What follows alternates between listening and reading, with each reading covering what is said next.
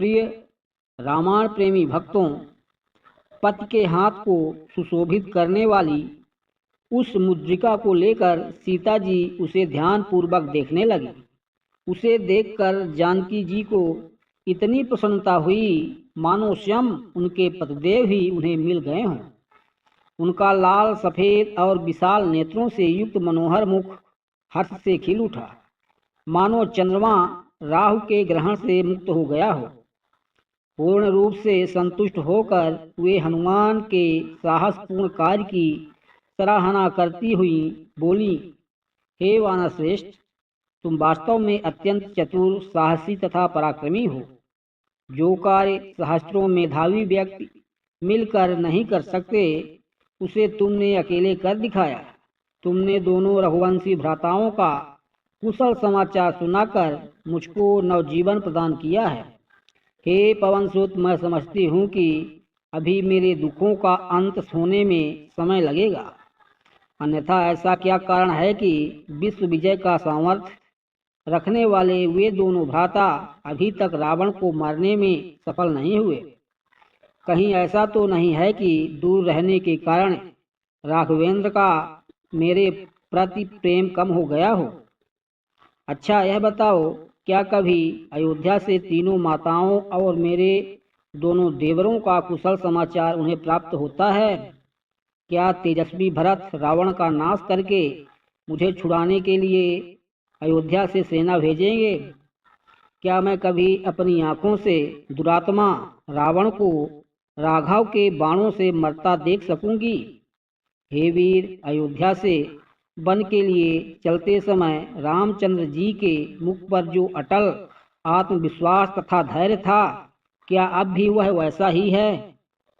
सीता के इन प्रश्नों को सुनकर हनुमान बोले, हे देवी, जब रघुनाथ जी को आपकी दशा की सूचना मुझसे प्राप्त होगी, तब वे बिना समय नष्ट किए वानरों और भालुओं की विशाल सेना को लेकर लंकापति रावण पर आक्रमण करके उसकी इस स्वर्णपुरी को धूल में मिला देंगे और आपको इस बंधन से मुक्त करा के ले जाएंगे। देवी, आजकल वे आपके ध्यान में इतने निमग्न रहते हैं कि उन्हें अपने तन वदन की भी सुधि नहीं रहती। खाना पीना तक भूल जाते हैं। उनके मुख से दिन रात हाय सीते शब्द ही सुनाई देते हैं। आपके वियोग में वे रात को भी नहीं सो पाते। यदि कभी नींद आ भी जाए तो हाय सीते कहकर नींद में चौंक पड़ते हैं और इधर उधर आपकी खोज करने लगते हैं। उनकी यह दशा हम लोगों से देखी नहीं जाती। हम उन्हें धैर्य बढ़ाने का प्रयास करते हैं, किंतु हमें सफलता नहीं मिलती। उनकी पीड़ा बढ़ती जाती है। अपने प्राणनाथ की दशा का यह करुण वर्णन सुनकर जानकी के नेत्रों से अविरल अश्रुधारा बह चली। वे बोली, हनुमान, तुमने जो यह कहा है कि वे मेरे अतिरिक्त किसी अन्य का ध्यान नहीं करते, इससे तो मेरे स्त्री हृदय को अपार शांति प्राप्त होती है, किंतु मेरे वियोग में तुमने उनकी जिस करुण दशा का चित्रण किया है, वह मुझे विष मिश्रित अमृत के समान लगा है और उससे मेरे हृदय को प्राणांतक पीड़ा पहुंची है। वानर शिरोमणि, दैव के विधान को रोकना प्राणियों के बस की बात नहीं है। यह सब विधाता का विधान है, जिसने हम दोनों को एक दूसरे के विरह में तड़पने के लिए छोड़ दिया है। न जाने वह दिन कब आएगा जब वे रावण का वध करके मुझ दुखिया को दर्शन देंगे। उनके वियोग में तड़पते हुए मुझे 10 मास व्यतीत हो चुके हैं। यदि 2 मास के अंदर उन्होंने मेरा उद्धार नहीं किया तो दुष्ट रावण मुझे मृत्यु के घाट उतार देगा। वह बड़ा कामी तथा अत्याचारी है। वह वासना में इतना अंधा हो रहा है कि वह किसी की अच्छी सलाह मानने को तैयार नहीं होता।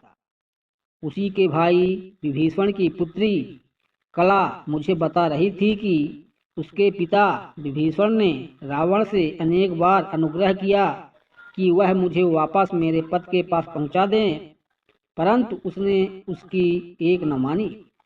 वह अब भी अपनी हट पर अड़ा हुआ है। मुझे अब केवल राघव के पराक्रम पर ही विश्वास है, जिन्होंने अकेले ही खरदूषण को उनके 14 सहस्त्र युद्ध कुशल सेनानियों सहित मार डाला था। देखें अब वह घड़ी कब आती है जिसकी मैं व्याकुलता से प्रतीक्षा कर रही हूँ। यह कहते हुए सीता अपने नेत्रों से आंसू बहाने लगी। सीता को विलाप युक्त वचन को सुनकर हनुमान ने उन्हें धैर्य बधाते हुए कहा, देवी आप दुखी न हों। मैं आपको विश्वास दिलाता हूँ कि मेरे पहुँचते ही प्रभु वानर सेना सहित लंका पर आक्रमण करके दुष्ट रावण का वध कर आपको मुक्त करा देंगे। मुझे तो यह लंकापति कोई असाधारण बलवान दिखाई नहीं देता। यदि आप आज्ञा दे तो मैं अभी इसी समय आपको अपनी पीठ पर बिठाकर लंका के परकोटे को फांद कर विशाल सागर को लांघता हुआ श्री रामचंद्र जी के पास पहुंचा दूं। मैं चाहूं तो इस संपूर्ण लंकापुरी को रावण तथा राक्षसों सहित उठाकर राघव के चरणों में ले जाकर पटक दूं। इनमें से किसी भी राक्षस में इतनी सामर्थ्य नहीं है कि वह मेरे मार्ग में बाधा बनकर खड़ा हो सके। मित्रों, आगे का भाग देखने के लिए कृपया चैनल को लाइक और सब्सक्राइब कर लें।